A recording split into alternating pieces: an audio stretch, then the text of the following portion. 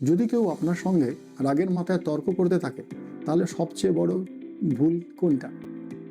তার রাগের জবাবে আপনিও রাগ দেখাবেন? না। সাবেক এফবিআই এজেন্ট জো নেভেরো একটি কৌশলের কথা বলেন, যার নাম হলো বিনিগনি কিউরিসিটি। এর অর্থ হলো সংঘাত বা তর্কের মাঝেও আপনার আচরণ শান্ত হতে পারে, ভদ্র এবং সত্যিকারের কৌতূহলী যদি প্রকাশ করতে পারেন। উদাহরণস্বরূপ, যদি কেউ রাগের মাথায় কিছু বলে, তাহলে সঙ্গে সঙ্গে আত্মপক্ষ সমর্থন না করে আপনি শান্তভাবে জিজ্ঞাসা করতে পারেন, আপনি কি বিষয়টা আমাকে একটু বিস্তারিতভাবে বোঝাতে পারবেন?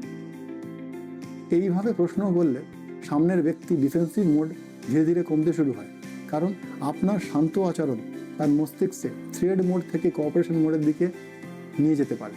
এই কারণেই দক্ষ নেগোসিয়েটর এবং ইনভেস্টিগেটররা আক্রমক আচরণেও মুখের নিজের কণ্ঠস্বর এবং আচরণ নিয়ন্ত্রিত রাখে।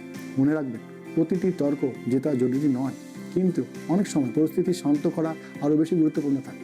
তাই পরের বার যখন কেউ আবেগ এর মাধ্যমে প্রতিক্রিয়া করে, তখন সঙ্গে সঙ্গে আক্রামক হবেন না। প্রথমে কৌতূহল নিয়ে শুনুন, কারণ অনেক সময় একটি প্রশ্ন উচ্চস্বরের থেকে চেয়েও বেশি শক্তিশালী কাজ করতে পারে। আপনি কি কখনো কোনো এরকম তর্ক বা ঝগড়া শুধুমাত্র শান্তভাবে প্রশ্ন করে থামাতে পেরেছেন? আপনার অভিজ্ঞতা অবশ্যই কমেন্টে লিখে জানান। আর বডি ল্যাঙ্গুয়েজ, সাইকোলজি এবং হিউম্যান বিহেভিয়ারের সম্পর্কে আরও এমন কার্যকর টিপস পেতে এখনই ফলো করুন আমার ভিডিওটি। অবশ্যই লাইক করবেন এবং ভিডিওটি শেয়ার করতে ভুলবেন না। Thank you very much. দেখা হবে পরের ভিডিওতে।